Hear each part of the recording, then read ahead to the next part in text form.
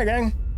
With 3.18.2 kind of rolling to a close, or at least Xenothreat rolling to a close, and 3.19 already in the Evocati phase and probably drop into the PTU pretty soon.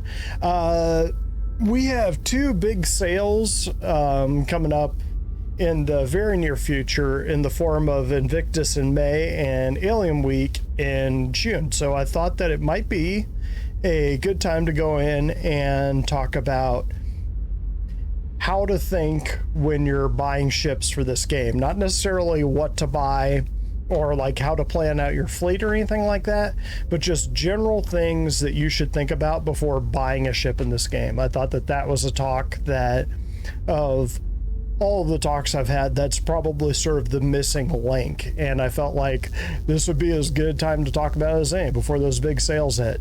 So that sounds good to you and you want to hear about it? Stick around. Let's get this.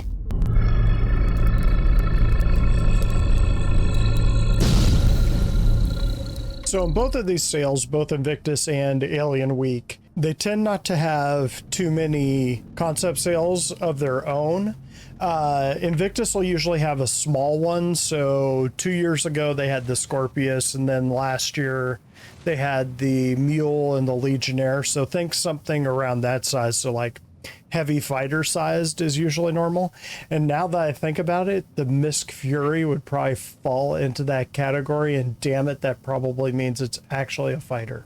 But anyway, it's not so much the concept sales on either Alien Week or Invictus, but the fact that they put all of the ships from that category on there. So if you want to pick up an Idris or a Javelin or a Kraken, they will usually have those on sale during Invictus.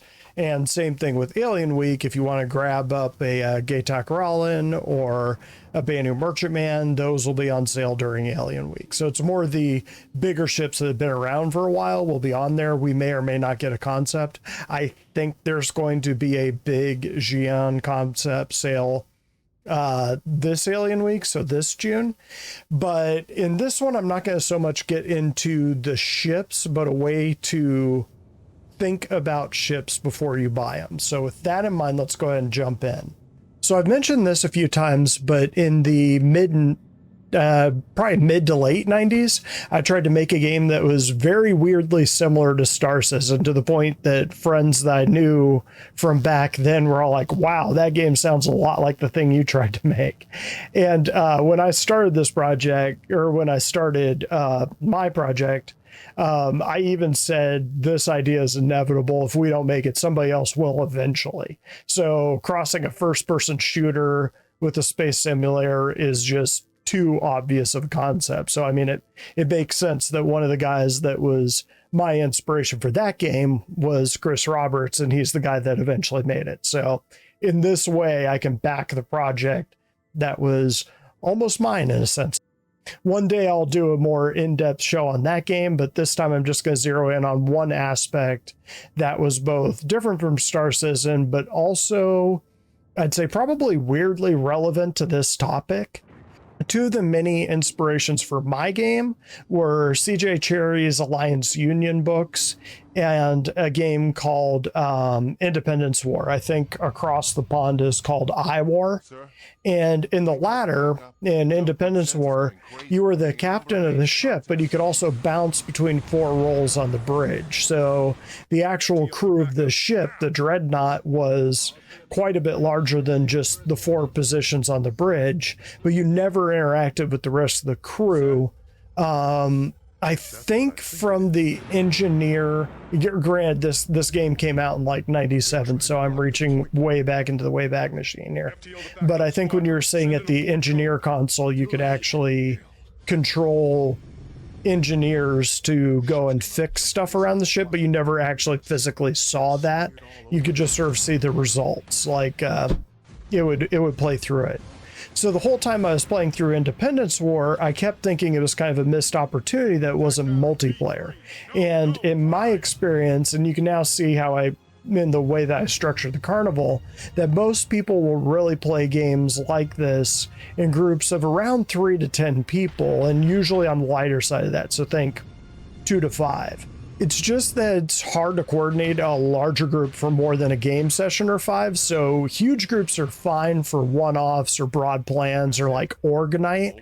But in the minutia of the day-to-day, no one wants to be, say, backup rear turret operator number 5 for the entirety of their gameplay experience. The point of games like this is to be the hero of your own story and not just live out being a background character. How that tied into Bioshock, which was the game that I tried to make, was that even though the ships were much larger than those in Star Citizen, with crews sometimes easily in the hundreds, the players would specifically be bridge crew. In a sense, it is more like Star Trek design than Star Citizen. You could walk around your ship, you could see the crew, but they were really just window dressing. So you could think of them as NPC red shirts, in other words. You and your friends were just the bridge crew. So the human beings that actually played this massively multiplayer were bridge crew, like the quote unquote important people on the ship, the officers. On a small ship, this might be a single pilot and captain, and then an engineer weapons comms officer would take the other role. So you'd have one person that would be the pilot captain, one person that would be handling engineering, weapons, and comms. Something more like what you saw on the Millennium Falcon with Han Solo and Chewbacca. But on a larger ship, you'd have to have at least captain, comms, scan, guns, and engineer, if not a couple people in each of those roles. You control the entire ship from the bridge. So a relatively small group of people would be controlling an entire ship. In Star Citizen, there's a little bit different, so there is no fakery going on. Every role on the ship can be done by a person, and some roles will probably have to be done by a person. So don't get me wrong, Squadron 42, and this is one of the reasons why I think Squadron 42 is such an important project, pretty much the entire point of Squadron 42 is solo playing with a huge cast of NPCs. So the AI is being worked on so that being able to solo a big ship probably isn't a stupid assumption by you. The fact that the NPCs in Squadron 42 are literally running these big ships. But that said, think about how NPCs in Star Citizen work now. Do you want that running your ship? And granted, some of that derpiness is definitely due to the current state of the servers. But at the end of the day, it kind of goes back to what I envisioned for Bioshock. For the bigger ships, you're going to want people. Real, live, in real life people in key positions on your ship. One day you'll be able to hire NPC crews to run aspects of your ship, so like sit in turrets or probably do other tasks that it's hard to get a real life person to do for hours on end. For example, an NPC isn't going to care if it's sitting in a turret hour after hour after hour on the slim chance that a pirate just happens to come across you in the deep dark, but a fellow human probably will. NPC crews will be a thing in this game. But an NPC will never be better at a job than a human by design.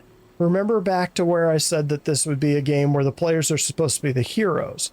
If the NPCs are better than the players, then why have players at all? So the NPCs are specifically programmed to have flaws or shortcomings that a person will alternatively, hopefully, learn to get over or get past. So where am I going with that? And how does it tie into how you should approach buying ships? So the first thing is, don't get swept up in FOMO. Don't get swept up in the idea that a giant ship is necessarily the better option for you. This is especially true if you're a solo player, but also applies if you're in a smaller group, say 3 people or so. Way too often I see people with these huge fleets that are filled with ships like the Kraken, Idris, even Javelins, and dreams of soloing across the verse in command of these huge fleets. Solo. CR said a few times that he wants this to be a player-driven game, and while I'm sure that's been walked back a little just because of the nature of some of these ships, it's still at the heart of the game and it's still at the bones. While CR might let you solo your Idris with an NPC crew, it'll never be as efficient or effective as a human-run ship. Again, that's by design, and he said more than a few times that he really wants to limit the extent of that. So again, you might be able to run your Idris solo with an NPC crew, but you also won't be able to have an NPC crew running your Hull E, your 890J, or whatever huge ships you have in your fleet. Each one will probably have to have at least one person at the helm, if not a few people throughout them helping them run. Hopefully you see what I'm getting at. While the big ships are definitely sexy, they might not lead to a real enjoyable play session for you if you don't have other people to help you out. And having a giant fleet is pointless if you don't also have the people to captain and crew them. Just think about how many times someone with, say, an 890 right now is actually pulling it and running around the verse and doing actual stuff. And I mean running related missions, holding meetings on them, touring, and not just pulling them to impress a new player or drop it off at some ship meetup. Granted, the gameplay for the 890 isn't in the game yet, which is touring, but as the reigning largest ship in the game, it kind of proves my point. One day, the 890 will be a massive target since it's carrying around super rich executives. You'll want engineers who can fix damage on the fly, you'll want co-pilots shifting power, weapons, and shields, and you'll want people in those turrets. You'll want escort fighters. You might even want a few Marines in case you're boarded. Now, can some of these roles be done by NPCs? Yeah, of course, but all of them? And that brings the first question you should ask before you pull out your wallet. What kind of game do you want to play? And I don't mean, do you want to command a gigantic ship and fly everywhere in the verse, because I think that's pretty much everyone in this game at this point, at least initially. But take a more realistic view of how you actually play the game. Are you a solo player? Do you play in a small group? Are you in a large active org with a lot of people who don't want to be captain or pilot of their own ship and actually want to be a marine, engineer, turret operator, or whatever for their entire game life? And be honest with yourself, because this is your money and your time and your effort. That said, this is also a hobby. So if you actually have the money to burn and just want to have a Jay Leno-esque museum of cool ships you'll probably never use, hey, it's your money. Just don't get caught up in the FOMO aspects of ship buying. And seriously remember that all of the ships will be available in game. Yes, you'll probably have to grind for them, but if you have more time than money, then grinding for ships in game is definitely the way to go. Don't spend money you don't have. And that's the end of my accountant rant. And yeah, I was one of those for a few years if it doesn't show. Okay, so once you've determined how you honestly want to play this game, or how you honestly think you could play this game, look at the ships that are out there and try to think realistically about what the minimally viable crew would be. The minimally viable human crew, so the fellow players that you need. Also remember that NPC crews will drain resources, where if you're flying around the verse with your friend, you guys might say, I don't really care about the M-game money for myself, just throw it in a pool and we'll spend it when we need to get something. An NPC will not be doing that. And there's a real good chance that the NPCs will be priced to their skill level. You get a cheap NPC, they'll probably suck at their job, even though they'll probably still be a body in a chair. So a premium NPC will probably come at a premium cost, and that's something to consider. You can have an ace NPC turret gunner, but you better be doing something that nets enough profit to justify their cost, or something that's risky enough that you need a turret gunner that bad in a turret all the time. So if you are solo, look at the ship and decide if it's something that you could realistically solo. To be safe, anything larger than a Connie is probably out. And even then, you're going to be sacrificing a lot of functionality of that ship to run it solo. So ships like the MSR Connie Corsair, they can all be run solo, but you're leaving things out.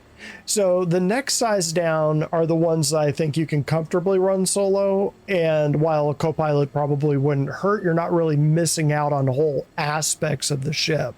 So this category is the Freelancer, the Cutlass, the Spirit, and any ships that might come up in that size group. Obviously anything smaller can be soloed. But anything larger than the Connie, and you need to seriously start considering the question of crew. Here you have to ask yourself how much you really trust the NPCs in the game versus a fellow human being. Although I guess if you're misanthropic, you could also question how much you trust your fellow human beings, but you just have to do a cost-benefit analysis of it. So what's the minimally viable human crew, and do you have that realistically available to you? Do you have in real life friends or org mates that will happily fill that role for the foreseeable future? If you answer yes, well, then you're probably all set. But in my experience, the vast majority of people playing this game want to, or eventually want to, be the captain of their own ship. So basically the same dream you have, just with their own vessel. Like I've said in a few vids, I think actual human crew for ships will be a pretty rare commodity, and I think CIG will probably have to rethink their NPC crews to a point.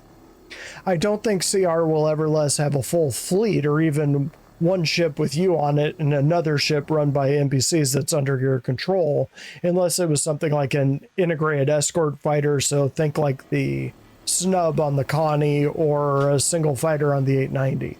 So let's finish this off with an example. Let's say that you have 3 friends and y'all want to be miners in the verse, since it's the most fleshed out loop in the game. The way to approach this is the same question that I asked earlier. What do you want to do in the verse, and how do you want to do it? Does one of your friends just want to be an engineer and they don't really care about flying or captaining or learning the ins and outs of mining, but really want to be the Scotty or LaForge of your ship? You might be able to pull off an Orion, but Orion is going to be a massive specialized ship. It'll probably be a big target for the same reason. So maybe a mole. So the mole has 3 turreted mining lasers and 2 seats on the bridge, but realistically having one person piloting the thing is fine. So it's you and 3 friends all in one ship touring around the verse together in one mining ship, and it kind of has a poetic ring to it. You could even cycle through the jobs, alternating who is in the pilot seat, for example, so people don't get bored.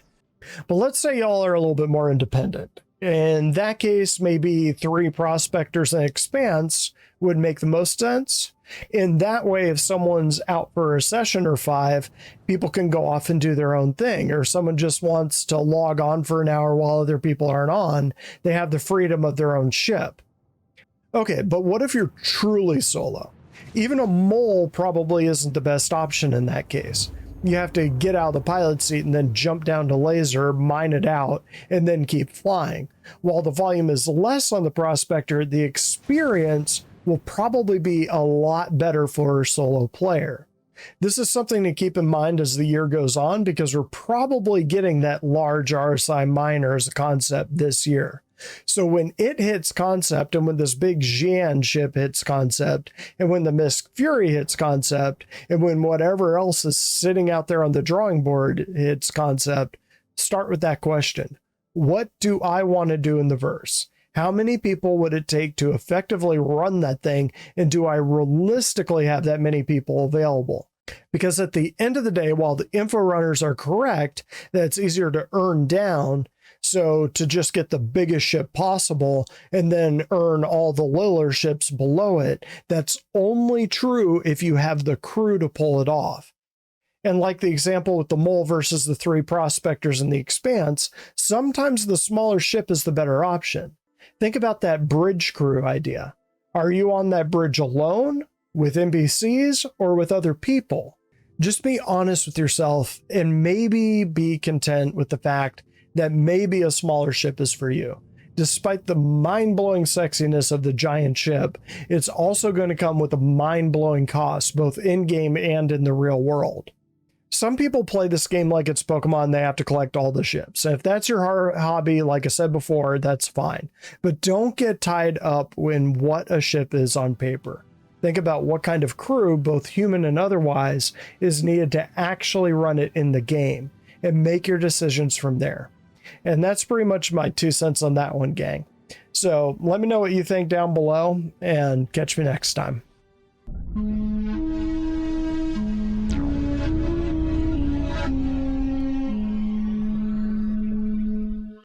And one last thing, let's call this bonus footage for those of you who chose to stick around to the very end.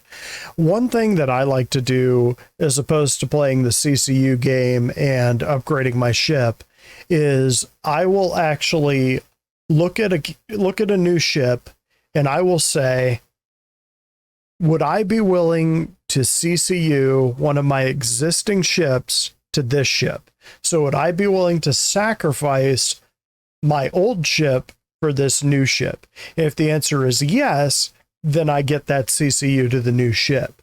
If the answer is no, that I would want both ships or something like that, then the new ship probably isn't worth it.